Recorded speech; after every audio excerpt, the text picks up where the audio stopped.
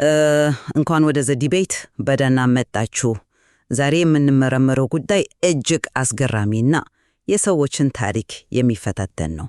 አድማጮቻችን፣ አንድ ትንሽ ፊደል ወይም ደግሞ አንድ የጠፋ አናባቢ የሰዎችን ታሪክ፣ የማህበረሰብን ማንነት አልፎ ተርፎም የፖለቲካ ስልጣንን ሙሉ በሙሉ ሊቀይር ይችላል ብላችሁ ታስባላችሁ? የዛሬው ውይይታችን የሚያጠነጥነው በትክክል እዚህ ነጥብ ላይ ነው። በጥንታዩ የየመንና የፋርስ አስተዳደራዊ ሊቃን ታሪክ ውስጥ አንድ እጅግ አወዛጋቢ የሆነ ቋንቋዊና ታሪካዊ እንቆቅልሽ አለ። ትልቅ እንቆቅልሽ ነው።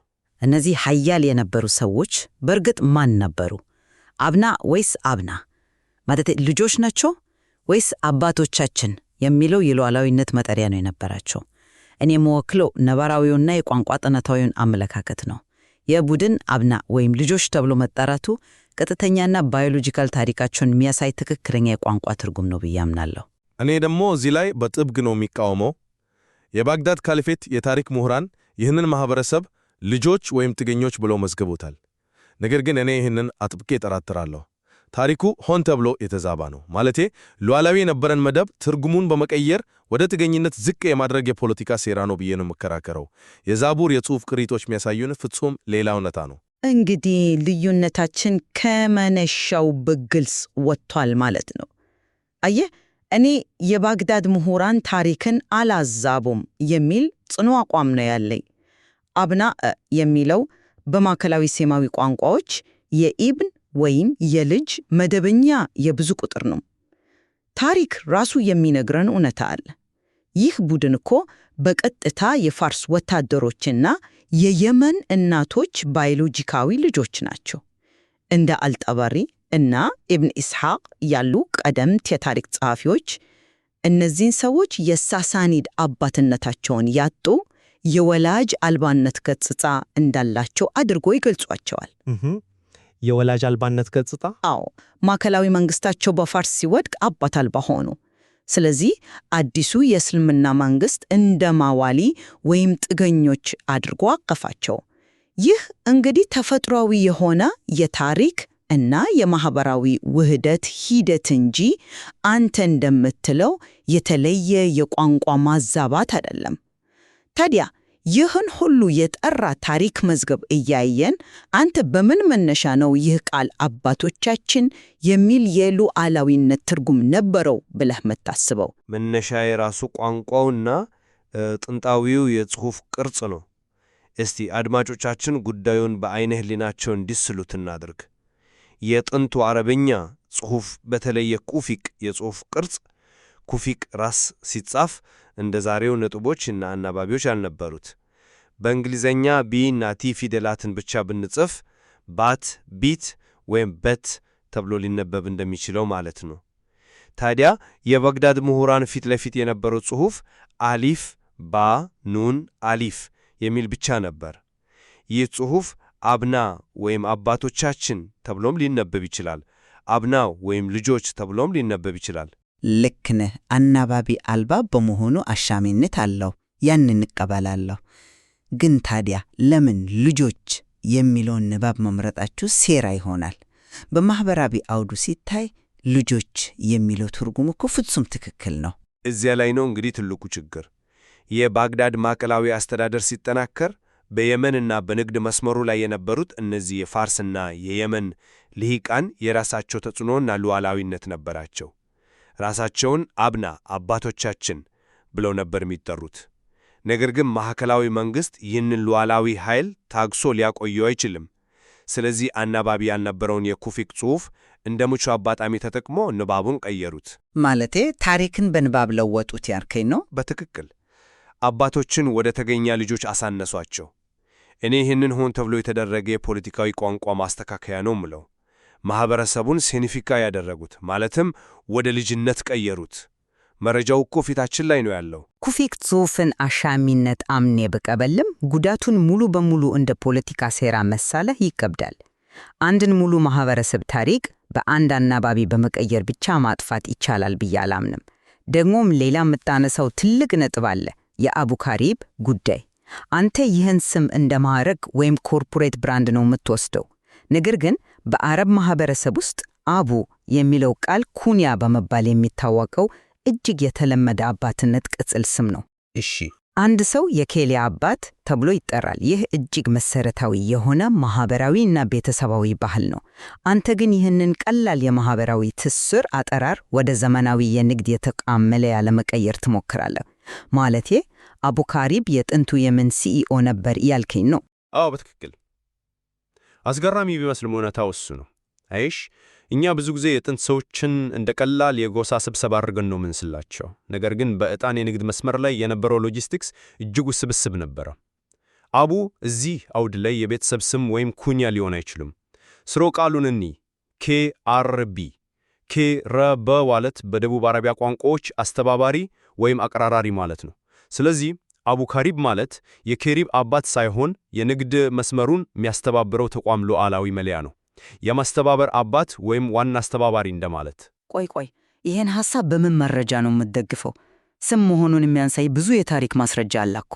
መረጃም አለኝ። ደግሞም ማስተባበል ማይቻል የድንጋይ ላይ ጽሑፍ ነው። RAY 509 የተባለውን የድንጋይ ላይ ጽሑፍ ብንመለከት የንጉሥ አቡ ከሪብ አስዓድ ልጆች ስም በዝርዝር ሰፍሯል።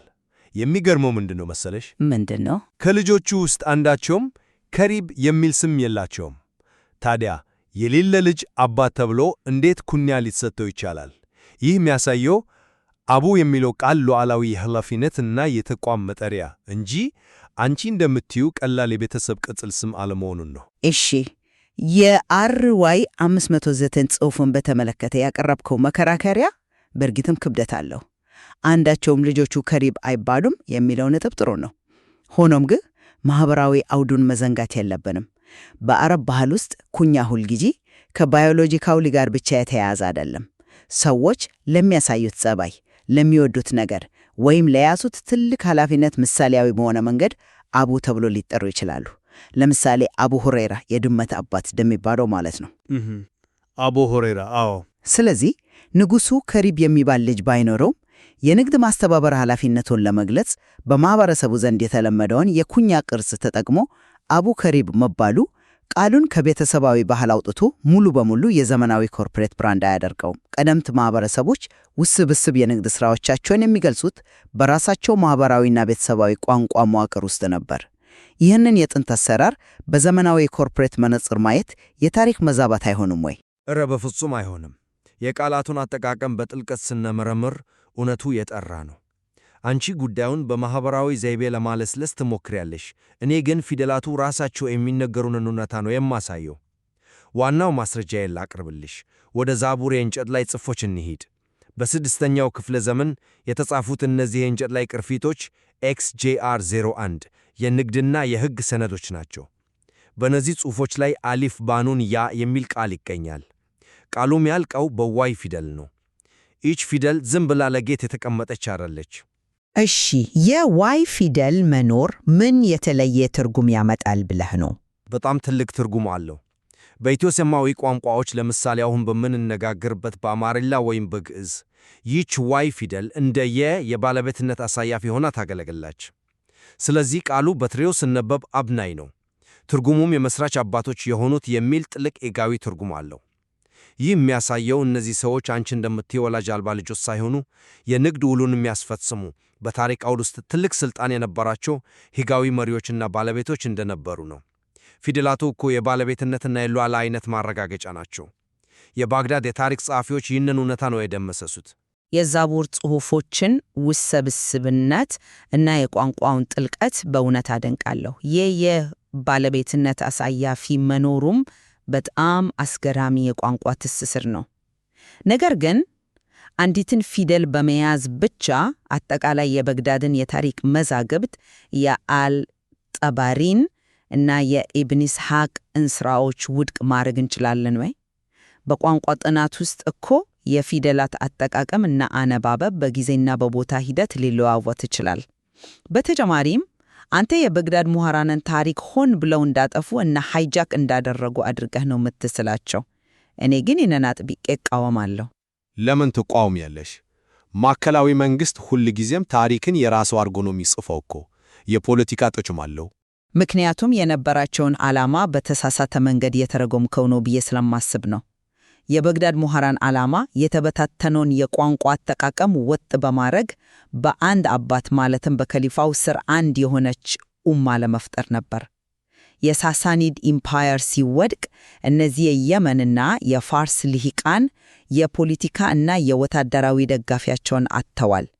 በእርግጥም በታሪክ አውድ አባት አልባ ሆነዋል።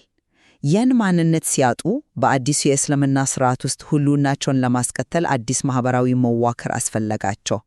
መዋሊ ወይም ልጆች መባል በማህበረሰብ ውስጥ ሙሉ ለሙሉ ለመዋሃድ ያስቻላቸው ተፈጥሯዊ ሂደት ነው። ማህበረሰቡን ለመዋሃድ የተደረገ እንጂ አንተ እንደምትለው ሉዓላዊ መደብን የማጥፋት ጨለማ ሴራ አይደለም። ማህበረሰቡን ማዋሃድ የሚለው ቃል ራሱ በጣም ለስላሳ እና አታላይ ነው። የተበታተነን ቋንቋ ወጥ ማድረግ የሚትዩ የፖለቲካ ሴራውን ህጋዊ የማድረግ ሙከራ ነው። የአብና መሰረታዊ ቃል እንደሚያሳየው እነዚህ ሰዎች በአሉላና በየመን አካባቢ የነበሩ የንግድ ማዕከላት ሉዓላዊ ባለቤቶች ነበሩ። የራሳቸው የአስተዳደር መዋቅር፣ የንግድ መሰመር እና ህጋዊ ተሰሚነት ነበራቸው። ነገር ግን ማዕከላዊው የባግዳድ አስተዳደር ሲጠናከር መጥሪያቸውን ከአባቶቻችን ወደ ጥገኛ ልጆች ቀየሩ። ግን እኮ ያን ያህል ኃይል ቢኖራቸው እንዴት በቀላሉ ተቀየሩ? ማዕከላዊው መንግስት እጅግ እየገዘፈ ስለመጣ ነው። ይህ የውህደት ቆንጆ ሂደት ሳይሆን በማዕከላዊ ባግዳድ ለሚተዳደረው የካሊፈት መንግስት ተራ ሰራተኞች እንዲሆኑ የተደረገ ሆን ተብሎ የተፈጸመ ታሪካዊ የስልጣን ማሳነስ ነው። የዛቡር ጽሑፎችን ካላጣነም በቀር ይህንን እውነታ በባግዳድ የታሪክ መዛግብት ውስጥ በፍጹም አናገኘው። እዚህ ላይ ነው እንግዲህ ሚዛናዊ መሆን ያለብን። እኔ አልታባሪ እና ኢስሐቅ ያቀረቡት የታሪክ ፍሰት የህዝቦችን የስነ ልቦና እና የማህበራዊ ትስር ለውጥ በሚገባ የሚያበራራ ነው ብዬ አምናለሁ። የሳሳኒዶች ውድቀት እውን ነው። የሰዎቹ ማህበራዊና ፖለቲካዊ መሰረት መነቅናቁ እውን ነው። ስለዚህ አብናእ የሚለው ቃል የልጅነትና የጥገኝነት ትርጉም ይዞ መቀጠሉ በጊዜው ከነበረው የማህበራዊ መዋቅር ጋር ፍጹም ስምምነት አለው። አሸናፊዎች የሚጽፉት ታሪክ ሁልጊዜም ፍጹም ስምምነት ያለው ይመስላል። እኔ ግን እላለሁ የኩፊክ ራስም አሻሚነት ባይኖር ኖሮ ይህን ያህል ታሪክን መግለብጥ አይቻልም ነበር። አናባቢው አልባው ጽሑፍ ለባግዳድ ምሁራን ትልቅ መሳሪያ ነው የሆነው። ታሪክን መሠረት ያደረጉት በዋናው የጽሑፍ ቅርጽ ላይ ሳይሆን እነሱ ለፖለቲካቸው የሚፈልጉት ንባብ ላይ ነው። የዛቡር ጽሑፎች የሚያሳዩት የሕግ አውጪነትና የንግድ ተቋም መሪነት በአንቺ የወላጅ አልባነት ትርክት ሙሉ በሙሉ ተደፍጽጧል። ይህንን ታሪክ ስህተት የዛቡር የእንጨት ላይ ጽሑፎችና የአርዋይ 509 ድንጋዮች ናቸው ዛሬ እያጋለጡት ያሉት። እንግዲህ የኩፊክ ጽሑፍ አሻሚነት የዚህ ሁሉ ክርክር መነሻ መሆኑን ሁለታችንም አንክድም። አናባቢ ያልነበረው ጥንታዊ ጽሑፍ የፈጠረው ዘላቂ የትርጉም አሻሚነት እኛ ዛሬ ላይ ሆነን ውስብስብ የሆነውን የጥንታዊ መካከለኛው ምስራቅ ታሪክ በተለያየ መነጽር እንድናየው አድርጎናል። ይህ መገባባት የምንችልበት ትልቅ ነጥብ ነው። አዎ፣ በትክክል መደምደሚያውን ስሰት ታሪክን ከባለ አሸናፊዎች ትርክት ብቻ መማር አንችልም። በዛቡር ጽሑፎችና በአርዋይ 509 ላይ በግልጽ የሚታየው ሁኔታ በተለይም የባለቤትነት አሳያፊ አጠቃቀም እና የአቡ ከሪብ የሎጂስቲክስና የተቋም ትርክት የቡድን ሉዓላዊ ነበረ መሆኑን ያሳያል። በማዕከላዊ ግዛት ትርክት ታሪኩ የተሰረዘበት ልሂቅ መደብ መሆኑን አጥብቆ ያሳያል። የቋንቋን ክፍተት ተጠቅመው አባቶችን ወደ ልጆች ዝቅ አድርገዋቸዋል። እኛ ደግሞ እውነተኛ ታሪካቸውን ከድንጋይና ከእንጨት ላይ ጽሑፎች መልሰን ያገኘነው ነው። ይህ ነው ዋናው እውነታ። እኔ ደግሞ በመጠቀለያ የምገልጸው ምንም እንኳን የዛቡር ጽሑፎች አስደናቂ አዲስ ጥያቄዎችን ቢያመጡም የአብናይ ትርጉም ልጆች መሆኑን የሚያሳየው ነባራዊው አመለካከት አሁንም ቢሆን የላቀ ታሪካዊና ማህበራዊ ውጥና አለው ብዬ አምናለሁ። ይህ ማህበረሰብ ከአሮጌው የሳሳኒድ ኢምፓየር ወደ አዲሱ የእስልምና ስርዓት ሲሸጋገር በማህበራዊ ውህደትና በኩንያ ባህል ውስጥ ያለፈበት መንገድ የቋንቋና የፖለቲካ ተፈጥሯዊ መስተጋበርን ያሳያል። ምንም እንኳን በመካከላችን ሰፊ የሐሳብ ልዩነት ቢኖርም የጥንታዊውን ታሪክ ከጽሑፍ ቅሪቶችና ከባህላዊ ትርክቶች አንጻር ሚዛናዊ በሆነ መንገድ መመርመር እጅግ አስፈላጊ መሆኑን በዛሬው ቆይታችን አሳይተናል። አድማጮቻችን፣ ዛሬ ያቀረብናቸውን የቋንቋ ትንታኔዎች፣ የጽሑፍ ቅርሶችና የታሪክ ማስረጃዎች በጥልቀት መርምራችሁ የኩቪክ ጽሑፎችና የዛቡር ቅርሶችን ታሪክ እያነበባችሁ የራሳችሁን መደምደሚያ እንድትይዙ እንጋብዛለን። በታሪክ ገጾች ውስጥ ገና ብዙ የምንመረምረው እውነታ አለ። ጊዜ ሰጥታችሁ ስለተከታተላችሁን እናመሰግናለን። እጅግ አስደሳች ውይይት ነበር።